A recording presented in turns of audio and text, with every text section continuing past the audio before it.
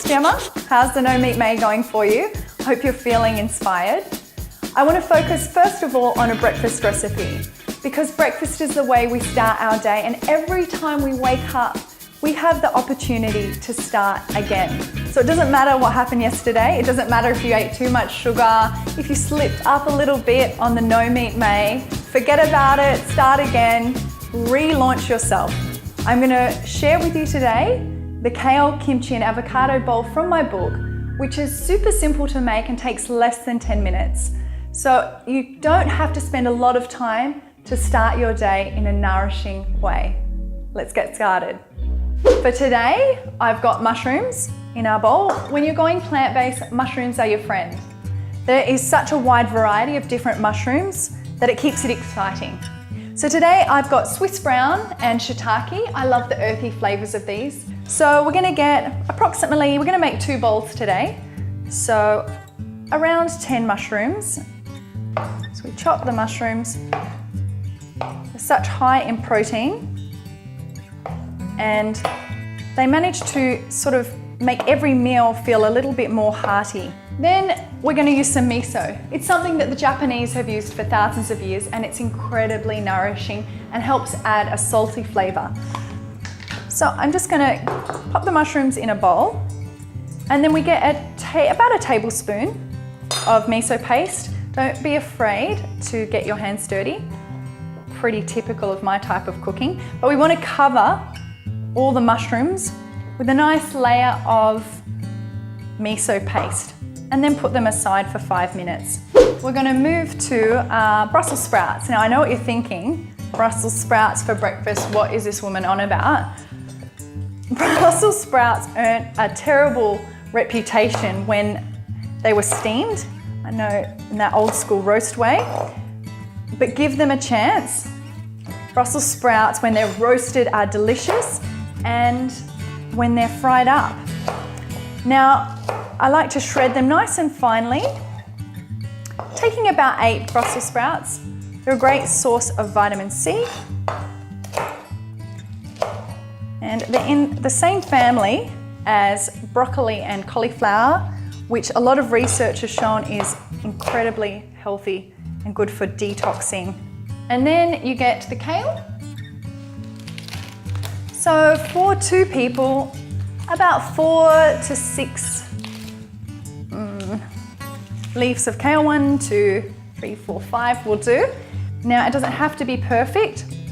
Nothing what I will show you has to be perfect. That doesn't work in a working family, in my opinion. Don't be concerned by how much kale that seems like. I know that seems like a lot. It withers down when you work with the coconut oil and when you cook it. I like a little bit of coconut oil. It's not too heavy. Now just getting about half a tablespoon out, getting it in your hands again, and we're just going to work that through the kale. And we're going to do the same for our Brussels sprouts over here, so that you have a nice coating over the Brussels sprouts. Just helps to give them a little bit of flavor and to cook nicely. Pop a little bit of that oil in the pan. Now again, you can use olive oil if you don't have any coconut oil at home. I prefer to recommend people to move away from too many vegetable oils in their diet because research has shown we get a lot of these. So we let the pan warm up for a little bit. And once that's warm and once the coconut oil has melted, we're going to put the mushrooms in first. If you've got extra coconut oil, you can rub it into your hands. It's a great moisturizer. So we're going to pop the mushrooms in and just taking up half the side, trying to get each of them to touch the pan. So they're going to get a nice browning, and we're going to leave that for a few minutes to cook. Before I put my greens in, I'm just going to get my bowl ready. So I'm going to have an avocado. I like to have half for each person. Being careful that you do not chop your finger, which my brother who works at the emergency in the hospital tells me is one of the most common things they see. You can slice it if you prefer. Oh, this one's quite soft. Oh, there it goes. As I said, I am not a professional chef. I'm not trying to create perfect food. Just tasty and healthy. Now kimchi is super easy to make. If you have the time, you can make a huge batch and you get about a tablespoon for each person and pop it on the side. Kimchi is a wonderful fermented food that is great for gut health. We're going to go back to our fry pan. We're going to add the Brussels sprouts and the kale. Now,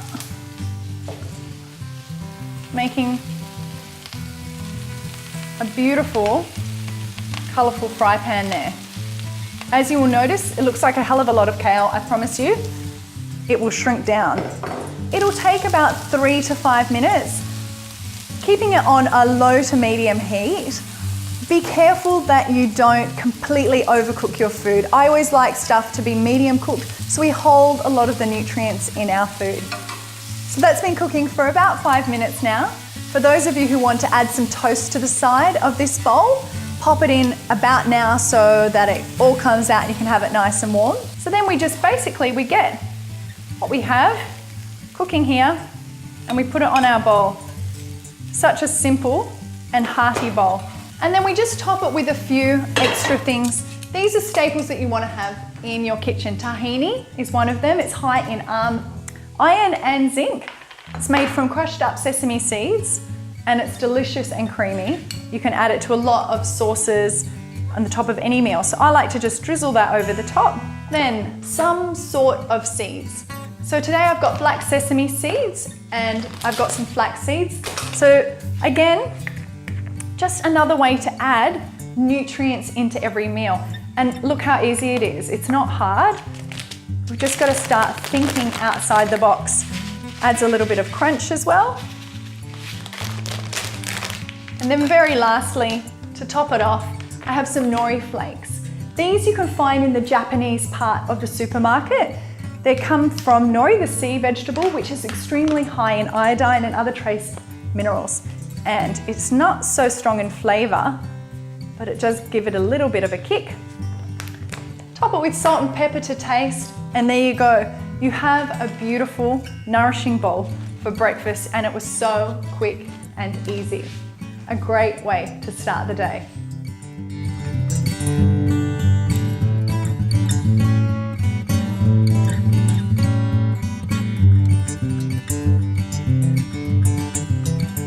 So a few tips from the foods we ate with our breakfast that I want you to perhaps take on board for this next month in your pantry.